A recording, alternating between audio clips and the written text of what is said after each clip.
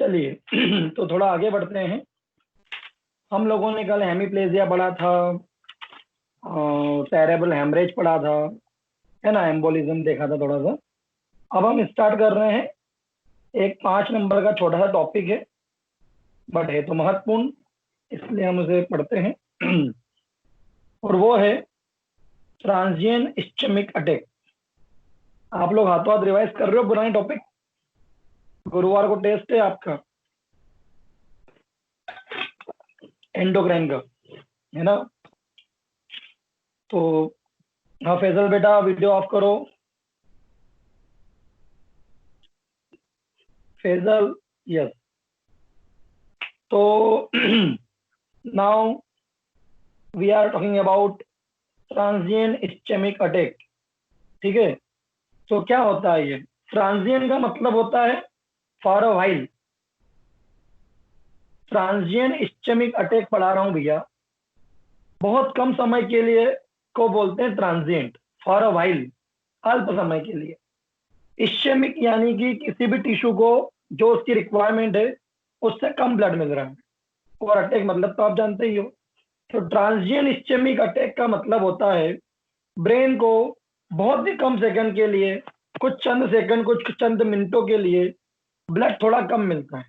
इसे बोलते हैं TIA, transient ischaemic attack. This is a condition of neurological deficit. अब चूंकि ब्रेन को ब्लड नहीं मिलेगा तो वो काम तो कम करेगा। आपको तनख्वाह कम मिलेगी तो आप क्या पूरा काम करोगे? इम्पॉसिबल है। खाना नहीं खाओगे तो क्या पूरा काम होगा? इम्पॉसिबल है। लास्टिंग लेस देन 24 आवर, ये 24 घंटे तक इसके सिम्टम वगैरह जो चीजें होती चलती रहती है वो होता है। हालांकि एक आध घंटे ही ये होता है, ज्यादा नहीं होता। भैया गेस्ट आईडी वालों को रिमूव कर दिया जाएगा, है ना? कितनी बार बोला आपको, प्लीज आप अपना नाम डालें, ठीक है? तो हम बात कर रहे हैं ट्रांजिएंट इस्चेमिक अटैक, जो जनरली ब्रेन को आधे एक घंटे के लिए, मतलब ब्रेन का काम कम हो जाता है क्योंकि कुछ सेकंड या कुछ मिनटों के लिए ब्रेन को, या कुछ घंटों के लिए ब्रेन को ब्लड जितना चाहिए, वैसे ब्रेन को 800 ml पर आवर की स्पीड से ब्लड चाहिए रहता है। और ब्रेन को ब्लड सप्लाई करता है सर्कल ऑफ विलिस। कौन सप्लाई करता है? सर्कल ऑफ विलिस, जो एंटीरियर, मिडिल और सेरेब्रल आर्टरी से बनता है। बाकी भी सेरेबेलर आर्टरी है, पोंटेल आर्टरी है, और भी है, बट मेन ये करता है। तो मैं फिर डेफिनेशन पढ़ा रहा हूँ क्योंकि इसकी डेफिनेशन बहुत इंपॉर्टेंट है। हम ट्रांजिएंट इस्चेमिक अटैक पढ़ रहे हैं। This is a condition of neurological deficit lasting less than 24 hour, usually 1 से 2 घंटे। 24 घंटे तक रहेगा तो वो ट्रांजिएंट इस्चेमिक अटैक है ना? हालांकि वो 1-2 घंटे तक के लिए ही रहता है।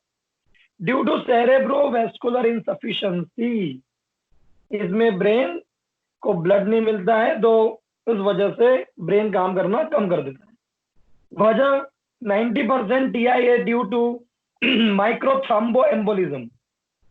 सडनली क्या हुआ, ब्रेन एम्बोलाई फंस गया, जिससे सडनली ब्रेन को ब्लड नहीं मिला, या थ्राम्बोसिस हो रहा है। अब थोड़ा इतना बड़ा हो गया कि अब ब्लड सप्लाई कम हो गई, है ना? इतना बड़ा पाइप था, कम हुआ हुआ हुआ हुआ हुआ, यहाँ तक तो धका रहा था वो, लेकिन और कम हो गया। अब जो है वो, अब कमी आएगी, है ना? रास्ता सकरा हो रहा है, लेकिन आपकी बाइक निकल रही है, आपकी कार निकल रही है। एक ऐसी भी स्टेज आएगी कि आपने और रोड सकरा कर दिया तो आपकी कार ही निकली, तो फिर रास्ता चौक होगा। ये उसकी बात चल रही। आप सेरेब्रल वेसल्स में थ्राम्बोसिस, एथेरोस्क्लेरोसिस आप सब पढ़ चुके हो, है ना? मैंने कल ही पढ़ाया था कि भैया यदि या तो एंडोथेलियम इंजुरी हो रही है, या फिर हाइपर कोगुलेशन की प्रॉब्लम है, या फिर प्लेटलेट बहुत बढ़ गई है, खून बहुत गाढ़ा हो गया है, कोलेस्ट्रॉल ब्लड में बहुत बढ़ रहा है, शक्कर बहुत बढ़ गई, व्यक्ति स्मोकिंग बहुत करता है, ब्लड प्रेशर बहुत ज्यादा है, ये सभी चीजें जो है वो थ्रोम्बोसिस और एम्बोलिज्म कराती है। ठीक है, इसके अलावा कुछ बीमारियां और होती है जिसमें भी ये देखने को मिलता है। एक बीमारी, ये मैं आपको पढ़ाऊंगा भी, SLE, सिस्टेमिक लूपस एरिथेमेटस, और ये एक कोलाजन डिसीज है, ऑटोइम्यून डिसऑर्डर में बताऊंगा। पूरे शरीर की बीमारी है, लाल लाल टक्के बन जाते हैं, सारे ऑर्गन धीरे धीरे कचरा इकट्ठा होने की वजह से फेल हो जाते हैं, हम उससे बात करेंगे। तो ये ट्रांजिएंट इस्चेमिक अटैक है, है ना। इसके जो सिम्टम है इसको थोड़ा सा आगे पीछे और जिक्र होगा इसका, इसलिए वहां पर आएंगे। बट व्यक्ति सेमी कॉन्शियस, अनकॉन्शियस से लेकर कोमा तक में जा सकता है। Confusion, lack of concentration, lack of the judgement. Kajal Rathore off करो, माइक भी ऑफ करो। तो हम लोगों ने ट्रांजिएंट इस्चेमिक अटैक पढ़ा, है ना। नाउ नेक्स्ट निकालिए सबड्यूरल हेमरेज। ये सेरेब्रल हेमरेज वैसे हमने कल पढ़ा भी था, बट ये ड्यूरामीटर के नीचे और अरेक्नॉइड के बीच में जो स्पेस होता है, सब ड्यूरल स्पेस, वहां पर ब्लीडिंग हो गई है। मेनिंजल आर्टरीज जो है वो बस्ट हो गई या लीकी हो गई, उस वजह से होता है। और इसमें हमारी अर्नी का बेस्ट काम करती है, ठीक है।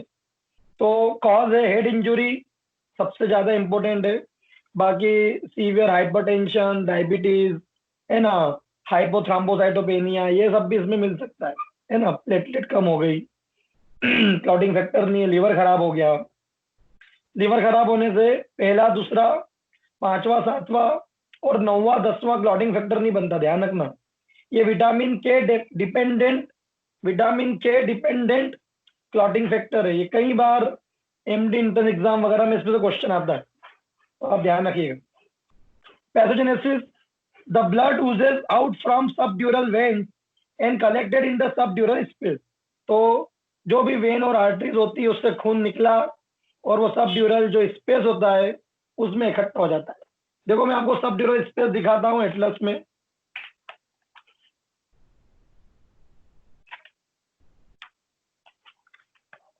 एक चीज इसके पहले देख लो, ये क्या है? ये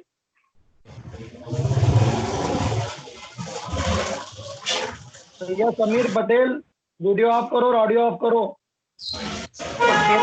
और क्लास मत सुनो, है ना। मेडिकल साइंस की क्लास है। वीडियो ऑफ करो और माइक ऑफ करो।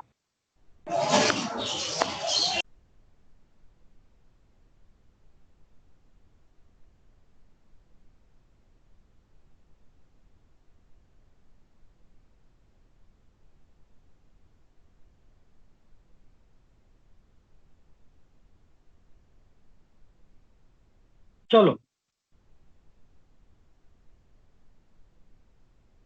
मैं आपको एक फोटो दिखा रहा था, है ना। लोग बाग खेतों में क्लास सुन रहे हैं, किचन में क्लास सुन रहे हैं, फिर बोलते हैं कि भारत सरकार आयुष डॉक्टरों की इज्जत नहीं करती। एमबीबीएस को 65,000, हमको 25,000, क्या हम मजदूर हैं? तो यस, हम डिजर्व करते हैं ये। आता क्या है आपको? 65,000 रुपये दे, ठीक है। समझ जाना अब। ये सर्कल ऑफ विलीज है भैया, ठीक है। ये इसका इधर वाला हिस्सा, ये भी मैंने कल आपको दिखाया था। अब मैं आपको सब ड्यूरल स्पेस दिखाता हूँ, ठीक।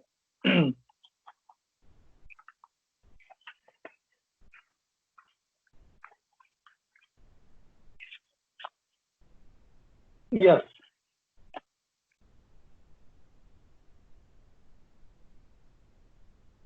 देखिए ये जो बड़ा चॉकलेटी कलर का आपको दिख रहा है, दिस इज, ये सब अरेक्नॉइड स्पेस है। देखो देख पा रहे हो? ये चॉकलेटी वाला, और जो व्हाइट व्हाइट दिख रहा है ये सब अरेक्नॉइड स्पेस है, सब ड्यूरल स्पेस, सॉरी। ये चॉकलेटी सब अरेक्नॉइड, और ये जो दिख रहा है व्हाइट व्हाइट, ये है सब ड्यूरल। और ये ड्यूरामीटर, आयोमीटर, अरेक्नॉइड की 3 लेयर होती है, ब्रेन को कवर करती है। सबसे बड़ा तो सब अरेक्नॉइड स्पेस होता है, बट सब ड्यूरल स्पेस में भी ब्लीडिंग होती है। और ये जो आपको ब्लू ब्लू दिख रहा है, ये वाला, ये सेजाइटल साइनस है। आपने नाम सुना होगा, सेजाइटल साइनस। सेजाइटल सूचर से जो चलता है, दो होते, सुपीरियर और इंफीरियर। तो उसमें कहीं वेन वेन में ब्लीडिंग ब्लीडिंग हो जाए तो ये सब ड्यूरल और सब अरेक्नॉइड स्पेस में हेमरेज होता है। सिम्टम ऑनसेट ग्रेजुअल होगा, क्योंकि जैसे जैसे वो फ्लूइड इकट्ठा होगा उस जगह पर, वैसे वैसे वो एरिया जो है वो कंप्रेस होगा, और जो एरिया कंप्रेस होगा वो सिम्टम आएंगे। मैंने कल ही बताया था 3 to 1 कंप्रेस होगा, तो क्या सिम्टम आएंगे आप बताओ। आप आज, कल ही मैंने बताया था।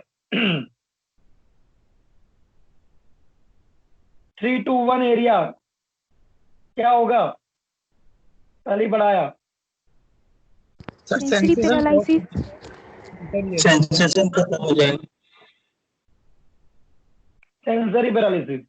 और 4 नंबर एरिया गया तो मोटर पैरालिसिस, और 9 से लेकर 16 तक एरिया गया तो memory loss, 17, 18, 19, visual loss, 44, 45, aphonia, speech loss, 41 और 41, 42 डिफनेस, क्या डेफनेस। डेफनेस। गुड। तो ये सब चीजें होगी। अब इसको क्या समझाना, ग्रेजुअल ऑनसेट है, उम्र के साथ में चीजें बढ़ती जाती है ना। ठीक है, पेशेंट को हेडेक भी होता है, ड्राउजीनेस, ये तो हमको बनी रहती है बचपन से। अभी क्लास खत्म होगी सो जाएंगे अपन, है ना, अभी सो के उठे 10 मिनट पहले ही। कोमा, कॉन्शियसनेस गड़बड़ा जाएगा व्यक्ति का। ठीक है, चलो। हेमी पैरालिसिस, एपिलेप्सी ये भी देखने को मिलता है। Aphasia, oculomotor palsy, papilledema. तो ये ठीक है, देखो ये कितना खतरनाक सब ड्यूरल हेमरेज का सीटी स्कैन है। ये खतरनाक रूप से वाट लग गई।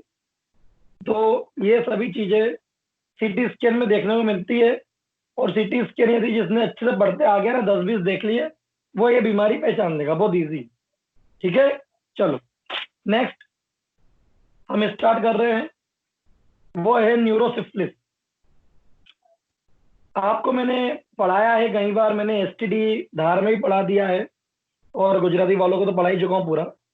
तो मैंने बताया था कि ट्रिपेनोमा पैलिडम नाम के बैक्टीरिया से सिफिलिस होता है, जो कि एक डिस्ट्रक्टिव डिसीज है। इसमें 3 वैरायटी होती है, प्राइमरी स्टेज होती है, प्राइमरी, सेकेंडरी एंड टर्शियरी।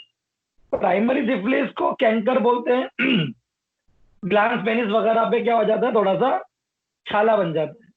कोई व्यक्ति इसको भी ठीक ना कराए तो 1-2 महीने के बाद में म्यूको क्यूटेनियस पैचेस बन जाते हैं।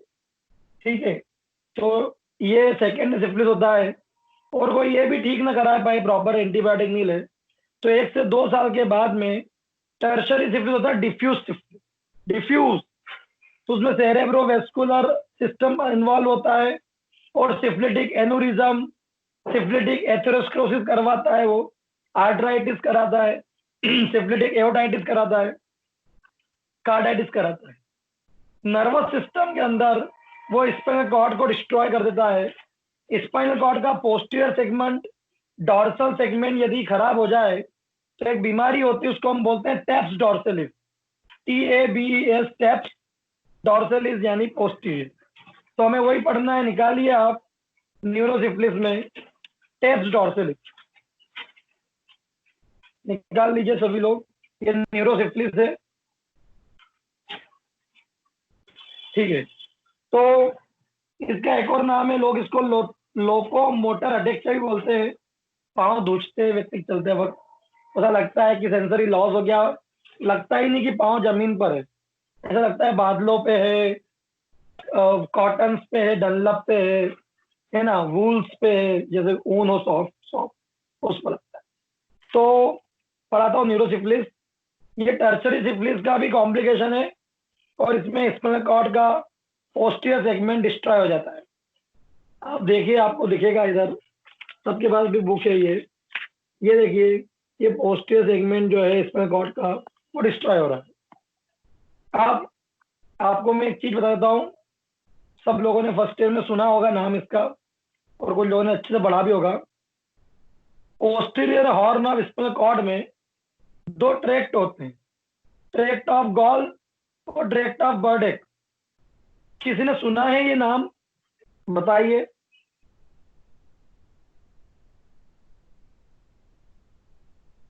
सुना है नाम, tract of Goll? Yes sir, सुना है। कोई किसी को फंक्शन बताया क्या, फंक्शन किसी को, एक आध को, क्या करता है tract of gall bladder? Sir function तो याद नहीं है, लेकिन सुन रखा है। गुड, चलो मुझे याद है। तो ट्रैक्ट ऑफ गॉल और ट्रैक्ट ऑफ बर्डेक असेंडिंग ट्रैक्ट है, यानी ये सेंसरी ट्रैक्ट है। स्पाइनल कॉर्ड के थोरेसिक और लंबर सेगमेंट स्टार्ट होते हैं और वो ब्रेन के हायर सेंटर में जाते हैं। तो मैं बताना चाह रहा हूँ एक चीज कि ये सेंसेस महसूस कराता है। ये टेक्टाइल सेंसेशन यानी कि छुआ जा रहा है क्या, ये महसूस करवाता है। जैसे बंद आंखें हैं और ये मुझे छुआ गया तो मुझे महसूस हो रहा कि हाँ यार मुझे कोई छू रहा है, एक। दूसरा टेक्टाइल लोकेलाइजेशन, छुआ कहाँ जा रहा है ये भी महसूस करवाता है ट्रैक्ट ऑफ गॉल। आंखें बंद हैं और मेरे, अरे मेरे तो उल्टे कान में यार कोई छू रहा है, ये महसूस भी किसने कराया, ट्रैक्ट ऑफ गॉल ने। वाइब्रेशंस जो फील करते हैं हम लोग, आंख बंद है, अंधेरा है, लेकिन मोबाइल कर रहा है, हम वाइब्रेशन की तरफ जाके उसको ढूंढ सकते हैं, ये भी ट्रैक्ट ऑफ गॉल करवाता है।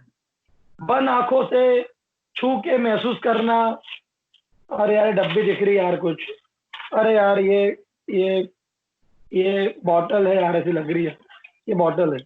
ये बंद आंखों से छू कर चीजों को पहचानना, इसको स्टीरोग्नोसिस बोलते हैं। स्टीरोग्नोसिस आप गूगल पे सर्च कर सकते हैं। तो वो भी महसूस करवाता है कौन, ट्रैक्ट ऑफ गॉल।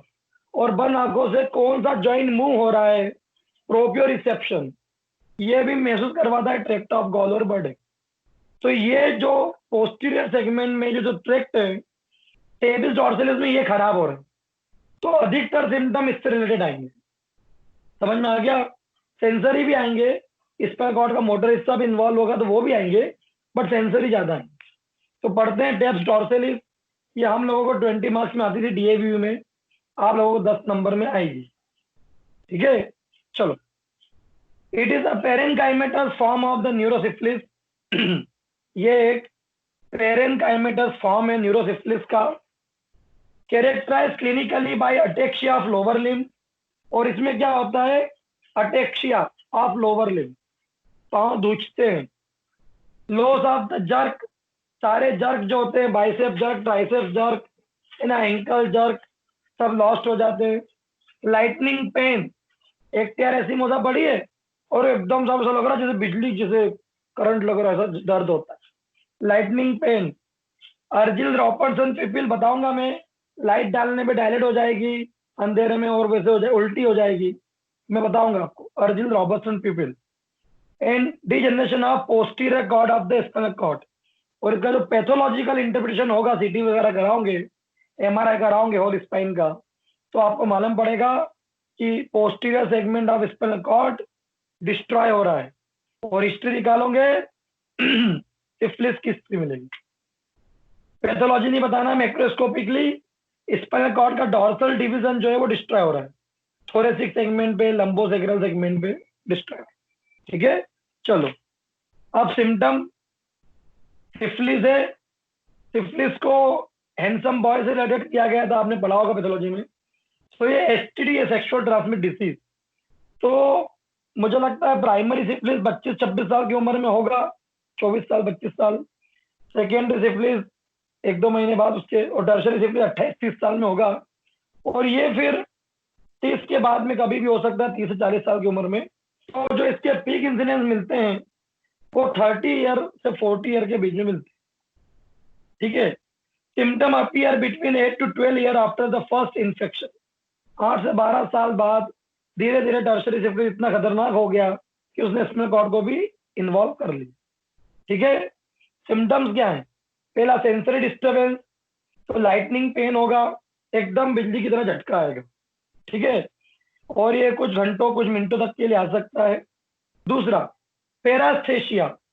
पैरास्थेशिया का मतलब होता है एब नॉर्मल सेंसेशन। एक होता है एनेस्थेशिया, सेंसेशन लॉस ही हो जाए। हाइपर एस्थेशिया, ज्यादा महसूस हो, ऐसे जरा चिमटी को बहुत दुख रहा, हाइपर एस्थेशिया। और ये आपको अर्निका में मिलता है। एनेस्थेशिया, कोई मेडिसिन बताओ एनेस्थेशिया की। भैया एक फोन जुड़ा है, उसका वीडियो और ऑडियो ऑफ करो। धर्मशाला ही समझ रखिए आप लोगों ने, जब आपका मन करता तब आ जाते हो।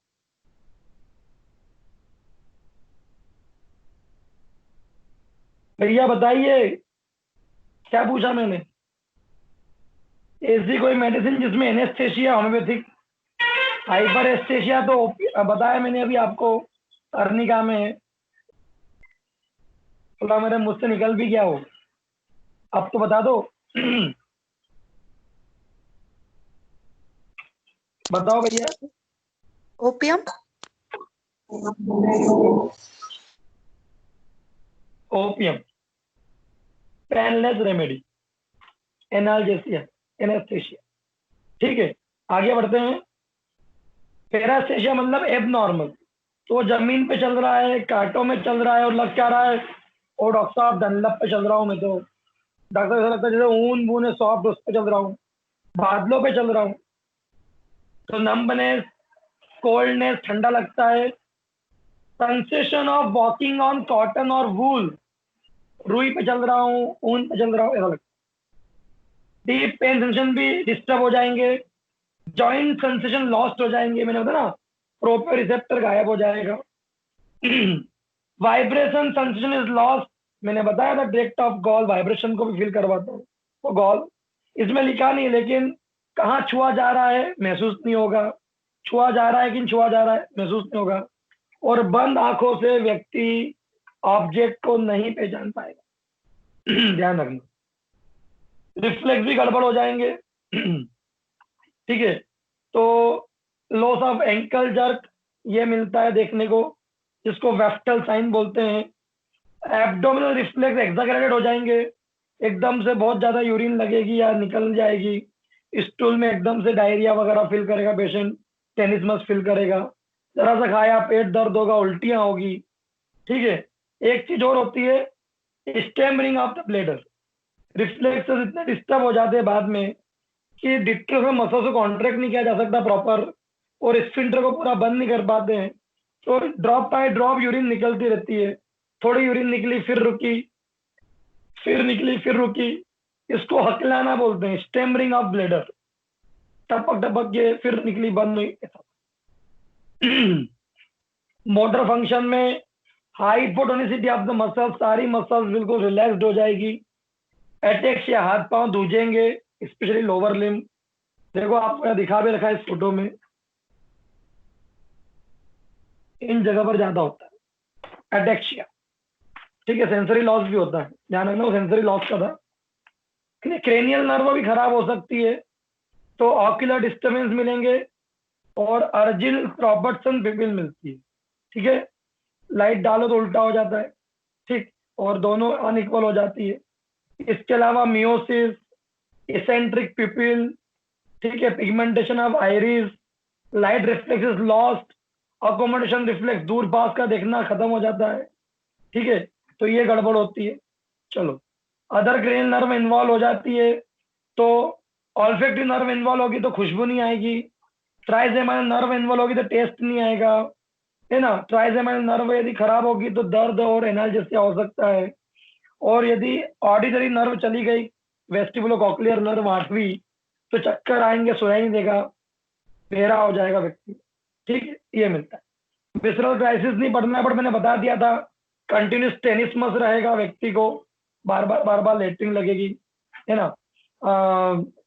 लेरिंजल स्पाज्म आने की वजह से स्ट्राइडर, नॉइजी रेस्पिरेशन होगा। ठीक है, डिस्निया कफ भी हो सकता है।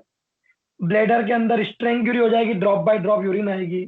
ठीक है, ये सब देखने को मिलता है। गेट, व्यक्ति लंगड़ा के चलेगा और धीरे धीरे इस तरह के ज्वाइन हो जाएंगे। इसको चारकोट साइन बोलते हैं। क्या बोलते हैं? Charcot sign. तो ये क्वेश्चन आता है एमडी वेंटी एग्जाम में, एआईपीजीटी में, पीएससी एनआरएचएम में। चारकोट जॉइंट फाउंड इन, तो आंसर ट्रैप्स डॉर्सल। क्लियर है? चलो, ठीक है। डिफरेंशियल डायग्राम में न्यूरोसिस, न्यूराइटिस, मल्टीपल स्क्लेरोसिस वगैरह हो सकता है। डिफरेंशियल डायग्राम अभी अपने को नहीं पढ़ना है। ठीक है, इन्वेस्टिगेशन में वीडीआरएल टेस्ट कराना पड़ता है। वीडीआरएल का फुल फॉर्म क्या है?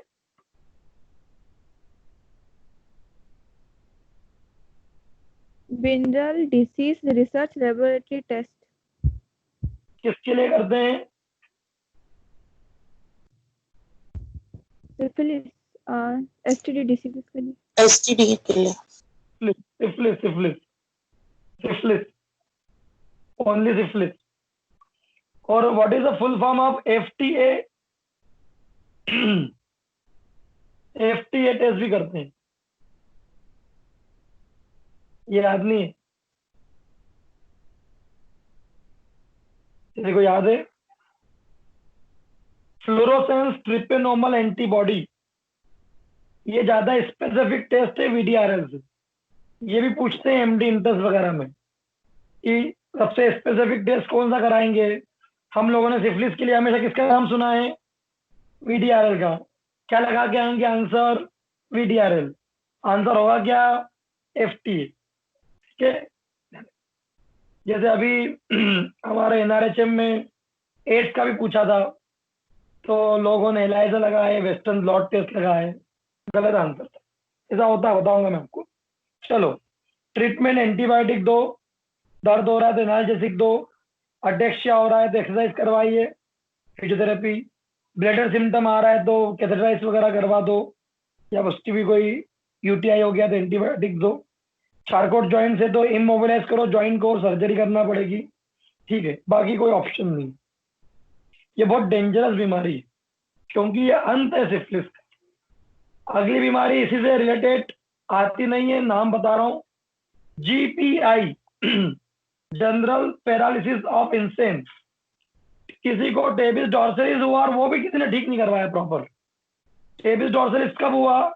पहले प्राइमरी सिफिलिस हुआ, प्रॉपर एंटीबायोटिक नहीं खाए। फिर सेकेंडरी हुआ, प्रॉपर एंटीबायोटिक नहीं खाया। फिर टर्शरी हुआ, प्रॉपर एंटीबायोटिक नहीं खाया। टर्शरी भी परसिस्ट कर गया तो टेबिस डॉर्सलिस हुई। टेबिस डॉर्सलिस भी परसिस्ट कर गया तो फिर जीपीआई होता है। वहां भी लोग नहीं सुधर रहे और इलाज नहीं कर रहे हैं, तो क्या कर सकते? So disease occur 10 to 15 years after the primary syphilitic infection. It is mostly seen in the males. 50 year around ये बीमारी होती है। इसमें एंटीरियर 2/3 ऑफ सेरेब्रल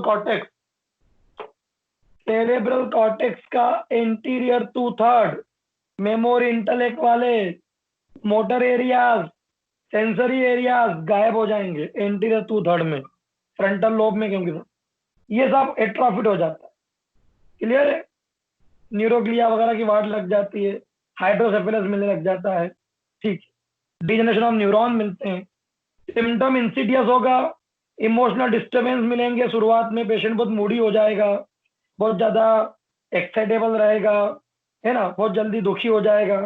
पढ़ते ना, ग्रेटेस्ट हिलेरिटी, खूब खुश थे फिर एकदम सैड हो जाता है। मोस्कस पढ़ा आप लोगों ने, सीपिया पढ़ी है, बहुत खुश पल्सरिला पढ़ी है, खुश और दुखी इग्निशिया पढ़ी है। चलो, he give up his old interest, जो सिजोफ्रेनिया में भी मिलता है। जितना भी उसको अच्छा लगता है सब लॉस्ट। क्यों? तेरे को मूवी देखना अच्छा लगता है ना, पागलपन है। तेरे को बाइक में घूमना अच्छा लगता है ना, मॉल में शॉपिंग करना, कुछ भी नहीं, दोस्तों से बात करना, टीवी देखना, सब में करने लग जाता है व्यक्ति, है ना। ठीक है, डिल्यूजन होने लग जाता है। डिल्यूजन ऑफ ग्रेंडियोज, मतलब पेशेंट को लगता है कि मैं बहुत अमीर हूं या बहुत गरीब हूं। पैरानोइड डिल्यूजन होता है, इसमें व्यक्ति को लगता है कि कोई उसकी हत्या करने वाला है। सुनना है कि नहीं? चलो, सोशल पोजीशन उसको गड़बड़ लगने लग जाती है। ठीक है, फॉरगेटफुल, इनअटेंटिव, केयरलेस, एप्रीहेंशन। ठीक है, ये देखने को मिलता है। फिर धीरे धीरे व्यक्ति का पागलपन बढ़ता जाता है, बढ़ता जाता है, बढ़ता जाता है।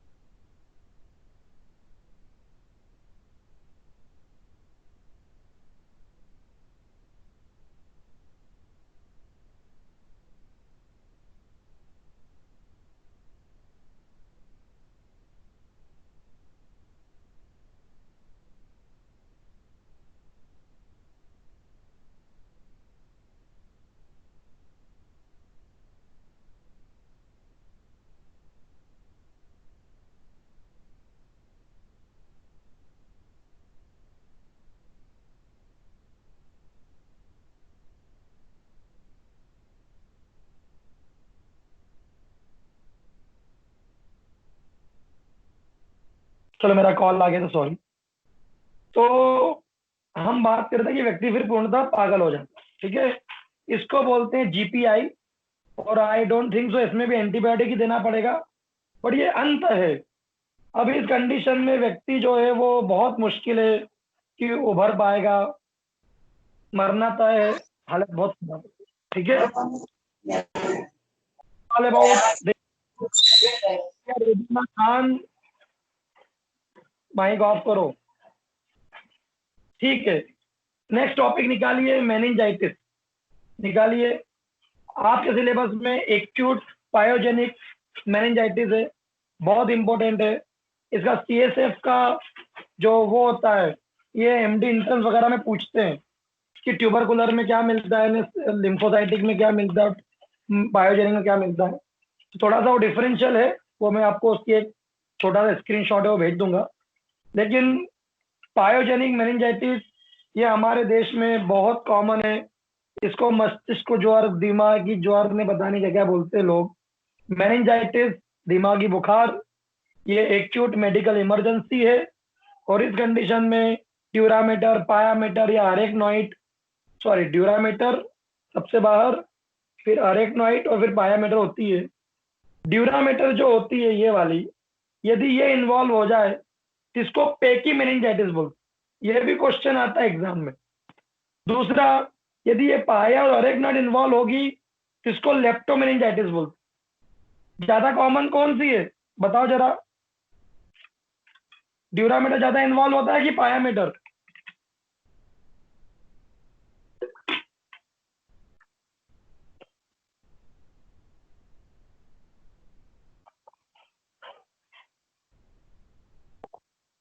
नहीं मालूम? पायामीटर। ड्यूरामीटर तब इन्वॉल्व होगा जब खोपड़ी फूट जाएगी। ड्यूरामीटर कब इन्वॉल्व होगा? जब खोपड़ी फूट जाएगी। खोपड़ी फूटेगी तो लोग एंटीबायोटिक भी नहीं खाएंगे? खाएंगे।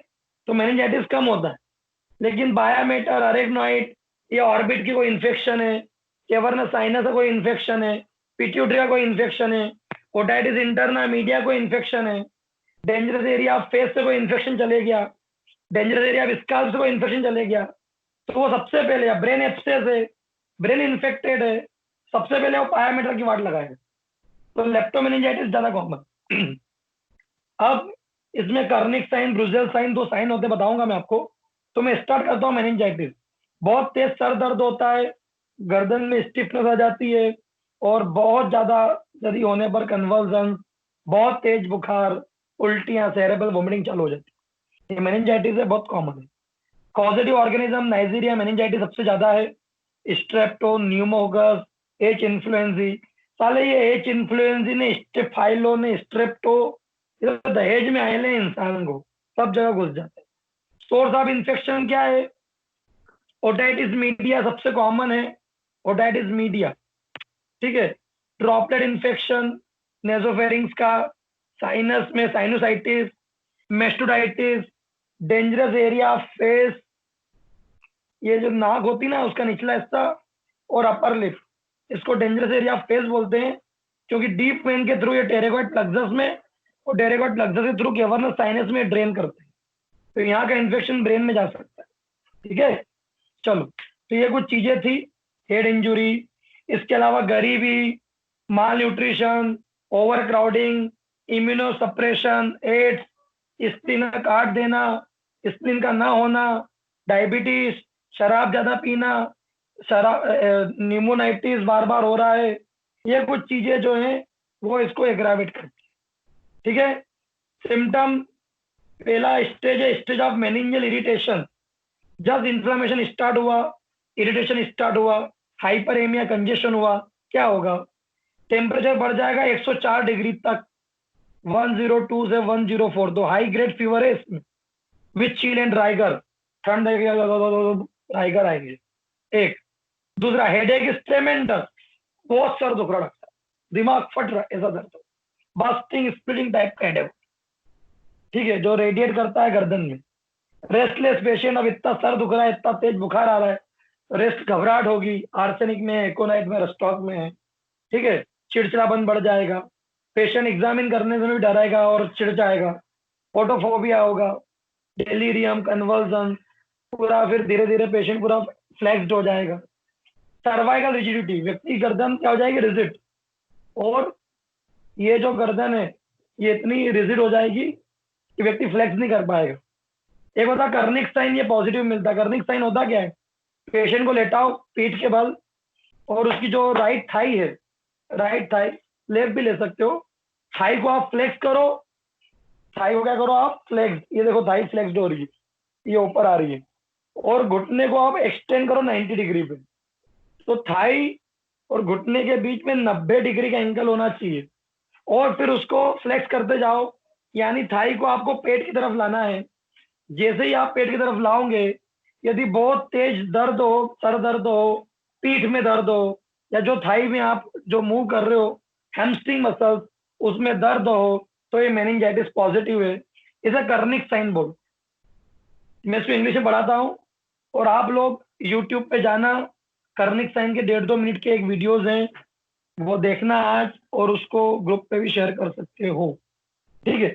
तो after flexing the hip joint at right angle of the leg, मतलब घुटने और थाई के बीच में 90 डिग्री का एंगल बना के थाई को फ्लेक्स करो, है ना, घुटने को एक्सटेंड करो, तो हैमस्ट्रिंग मसल में स्पाजम आ जाए, हैमस्ट्रिंग मसल में दर्द चालू हो जाए, पेशेंट बहुत ज्यादा बोले डॉक्टर साहब बहुत दुख रहा है, तो ये पॉइंट कर्निक साइन पॉजिटिव।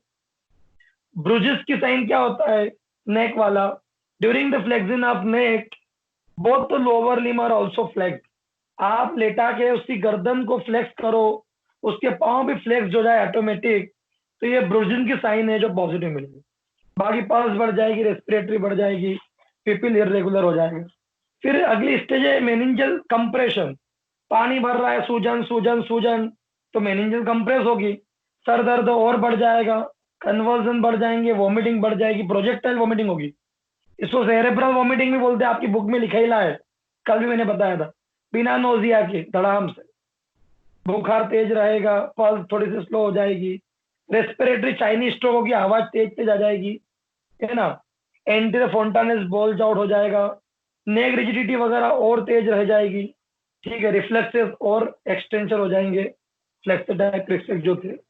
अब थर्ड स्टेज है स्टेज ऑफ कोमा, अब ये स्थिति भी बहुत पुरानी हो गई, तो न्यूरॉन्स उनने कंप्रेस कर दिया, नाउ पेशेंट बिकम डीपली कोमेटोज, नींद आएगी, सो जाएगा, बेहोश हो जाएगा, पेशेंट अभी भी टेम्परेचर तापमान को बढ़ावा पाएगा, बुखार आएगा, नेक रिजिडिटी, कर्निक साइन, ब्रुजिस साइन थोड़ा आप कम हो जाएंगे, क्योंकि अब लकवा मार गया व्यक्ति को, पिपिल डायरेक्ट की डायरेक्ट फिक्स हो जाएगी, हाथ पांव फ्लेक्सिड हो जाएंगे, सारे रिफ्लेक्स रिलैक्स्ड हो जाएंगे, और हो सकता है व्यक्ति को लेटे लेटे, क्योंकि वो पैरालाइज कंडीशन में है, बेड सोर वगैरह डेवलप हो जाए, इनवॉलेंट्री यूरिनेशन हो जाए, इनवॉलेंट्री डेफिकेशन भी हो सकती है। तो ये मेनिंजाइटिस के सिम्टम्स, ठीक है। चलो, इन्वेस्टिगेशन में ब्लड टेस्ट कराना, ईएसआर ज्यादा मिलेगा और डब्ल्यूबीसी काउंट बढ़ा हुआ मिलेगा। सीएसएफ को आप कराओगे चेक, तो सीएसएफ प्रेशर बढ़ा हुआ मिलेगा, टर्बिड फ्लैंकी पुरुलेंट पस युक्त पीला पीला सीएसएफ आएगा, जबकि वो पानी की तरह होना चाहिए। इसके अलावा शुगर जो है वो कम हो जाएगी, और प्रोटीन जो है वो बढ़ जाएगा, ये ध्यान रखना। आप कल्चर भी करा सकते हो सीएसएफ को, PCR polymerase chain reaction test कर सकते हो, जिसका कोरोना सभी कर रहे हैं सभी काम, ठीक है। तो सीटी स्कैन एमआरआई करा लो ब्रेन में चाहो तो। ये मेनिंजाइटिस की इन्वेस्टिगेशन। कॉम्प्लिकेशन में हाइड्रोकेफेलस हो सकता है, व्यक्ति ब्लाइंड हो सकता है, बहरा हो सकता है, पागल हो सकता है, हेमीप्लेजिया पैराप्लेजिया हो सकता है, कोमा में जा सकता है, ये सब देखना, एपिलेप्सी आ सकती है, मिर्गी। ट्रीटमेंट आराम करे आईसीयू में, है ना, पेशेंट को आइसोलेट कर दे। If the patient in the coma, all measure of coma will taken, में कोमा बढ़ाने ही वाला हूँ आपको। कीमोथेरेपी में पेनिसिलिन देना है, एंटीबायोटिक जेंटामाइसिन देना है, सिफोडेक्सिन देना है, लोअर पंक्चर करके थोड़ा सा प्रेशर आप डिक्रीज करो उसका, है ना, मेनिटॉल दीजिए जिससे स्वेलिंग उतरे, मैनिटॉल, और अपन क्या देंगे, अर्निका दे देंगे, ठीक है। चलो, बाकी खास बात नहीं है, मल्टीविटामिन देना ही देना है, ठीक है। तो it is all about pyogenic meningitis. ऐसा कैसा ट्यूबरकुलर मेनिंजाइटिस है, इसमें माइकोबैक्टीरियम टीबी करता है, प्राइमरी में लंग्स की प्रॉब्लम है, बाद में वो प्रॉब्लम कहाँ जाती है, ब्रेन में, बहुत आखिरी में आती है, क्योंकि ब्लड ब्रेन बैरियर क्रॉस करना मुश्किल होता है, बट होता है। ये ट्यूबरकुलर मेनिंजाइटिस है, इसमें केशियस नेक्रोसिस मिलता है ब्रेन में फिर, और वही सब मेनिंजल इरिटेशन होता है, कंप्रेशन होता है, सिम्टम्स सब वही आते हैं। सीएसएफ में ध्यान रखना कि ईएसआर वगैरह बड़ा रहेगा, बट सीएसएफ का कलर अब इस बार क्लियर रहेगा और स्पाइडर वेब कोगुलेशन मिलता है। ये इसकी विशेषता है जो एमडी वगैरह में पूछते हैं entrance. Spider web found in CSF, pyogenic meningitis, tubercular meningitis, lymphocytic meningitis, viral meningitis. तो आंसर ट्यूबरकुलर मेनिंजाइटिस। क्लियर है? चलो बाकी काम कहानी ट्रीटमेंट में इसके अंदर हमको डॉट्स वाला ट्रीटमेंट चलाना पड़ेगा, डॉट्स वाला, ठीक है। और वायरल, ये वायरल से होता है, इसको लिम्फोसाइटिक भी बोलते हैं। Mumps virus, polio virus, herpes simplex, herpes zoster virus, Epstein Barr virus से हो सकता है। सिम्टम वही है। अब देखो सीएसएफ के लिए आपको एक टेबल दे रखी है, ये वाली, ये देखिए आप। पायोजेनिक में कलर जो सीएसएफ का है वो टर्बिड होता है, क्लॉट में कलर गंदा सा। टीबी में क्लियर होता है, एसेप्टिक में भी क्लियर होता है। माइक्रोस्कोप में पायोजेनिक ट्यूबरकुलर, पायोजेनिक मेनिंजाइटिस है तो न्यूट्रोफिल्स मिलती है, ट्यूबरकुलर के अंदर लिम्फोसाइट ज्यादा मिलती है, और वायरल के अंदर आपको मोनोसाइट ज्यादा मिलती है। प्रोटीन की बात करेंगे तो 1.5 ग्राम रहता है पायोजेनिक में, 1.5 ग्राम रहता है टीबी में, और लेस देन 1.5 रहता है एसेप्टिक में, ठीक है। शुगर कम होती है पायोजेनिक में, इन दोनों में फर्क नहीं पड़ता, ठीक है। तो ये कुछ चीजें थी जो मैंने आपको बताई।